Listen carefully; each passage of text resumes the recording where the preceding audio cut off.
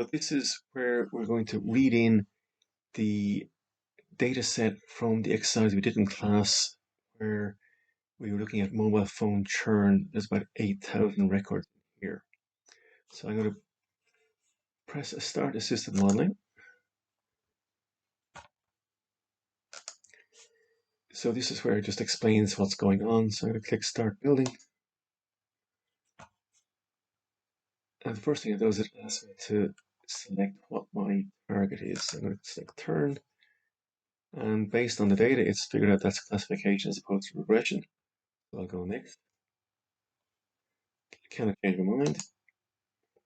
So it's step by step automatic. I'll take step by step. Where it's looked at each field and made some recommendation about whether they should be categorical or numeric. And also one of them, it thinks probably an ID, so ID, drop that feature, and all the rest of them, and decided if they're numeric or categorical. So I'll go next.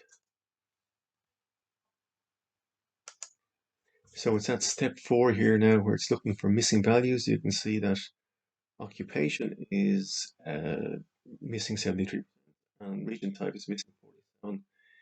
Options here about what you want to do: drop it, replace with constant, or replace with mode. I'm going to go with drop it. And soon I'm going to drop it. Now I'll just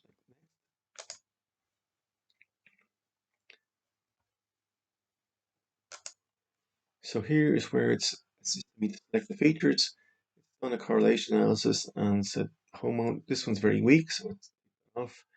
These ones here are weakly associated, and then these ones are good.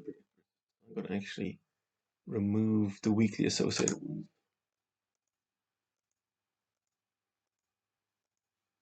And if I go next,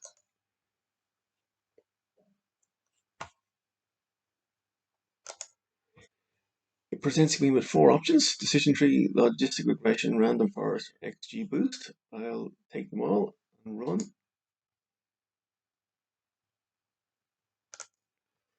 Now I have 4 models, and I can go, you can see they're rated here. There's a graph of area under the curve here, which is included here. You can see XGBoost is the best. What you can do now is you can go and pick one of these, let's say post, the overview. You can see it, where it's coming in. You can see its confusion matrix.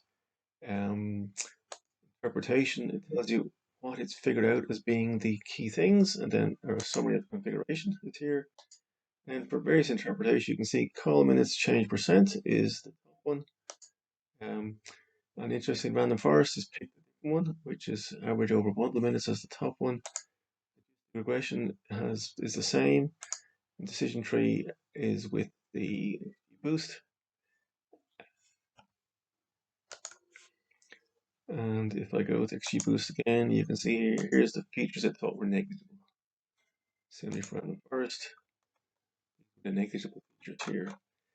Create the models. I just click go. I say the ones which I want, and I press add models and continue the workflow, and it auto creates the models. So here are the models that are created. You can actually go in and tweak some of these settings here if you want. So you can say which features they're using here. You can change them around if you want. To actually assess them, you feed in your holdout data into here,